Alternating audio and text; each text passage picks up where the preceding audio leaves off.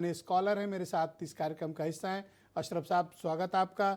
तो बताइए, इन दिनों जो बांग्लादेश में जो कुछ चल रहा है उसका भारत पर सीधा प्रभाव पड़ रहा है और बांग्लादेश के जो अल्पसंख्यक हिंदू कम्युनिटी है उनके ऊपर अटैक्स हो रहे हैं, ओपनली मर्डर्स हो रहे हैं। बांग्लादेश में आखिर ये चल क्या रहा है? देखिए, जो कुछ भी चल रहा है उसको जितनी भर्त्सना की जाए, जितना उसको कंडम किया जाए, वो सब बिल्कुल जो है करना चाहिए और हम सब इसको करते हैं। लेकिन हर चीज़ का एक पस मंज़र होता है कि कोई चीज़ होती क्यों है। अगर आप इजाज़त दें तो मैं थोड़ा सा उस तरह से, चूँकि सोल्यूशन तो किसी ने नहीं बताया, कोई चीज़ हुई क्यों ये जानना बहुत ज़रूरी है।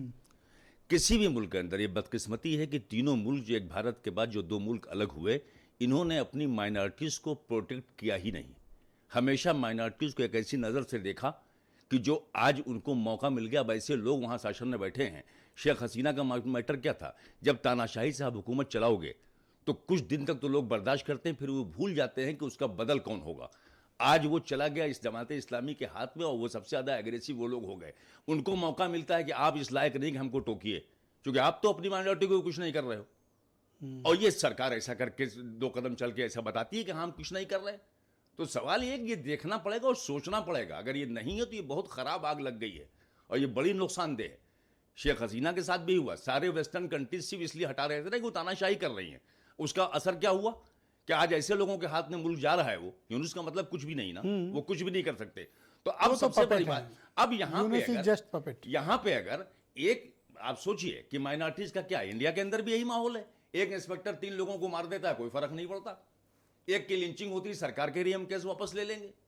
तो ये सब मैसेजेस गलत जा रहे हैं, उसका फायदा। और दूसरी बात, शेख हसीना को क्यों आपने शरण दिया? ऐसी क्या चीज थी आप देते? उनका मुल्क का मैटर है जो समझ में आया करते।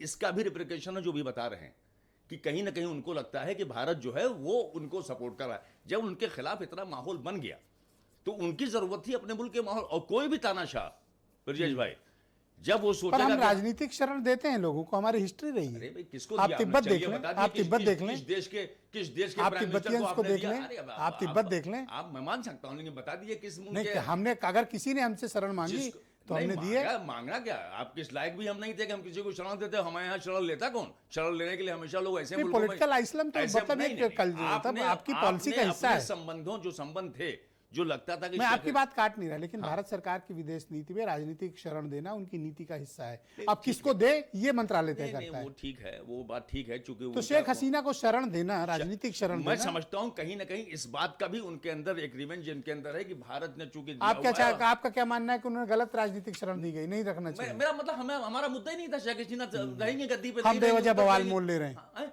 हम बेवजह बवाल। हमें क्या जरूरत है इस पे करने की? हमारा कहने का मतलब ये है जी। और माइनॉरिटीज का मैटर ऐसा हो गया तो हर जगह की ये चीज हो गई है। बहुत गलत है जो कुछ हो रहा है। Thank you sir. मैं दूसरे चरण में आपके बाकी ओपिनियन को सम्मिलित करूंगा। अरुण कृष्णा मेरे साथ।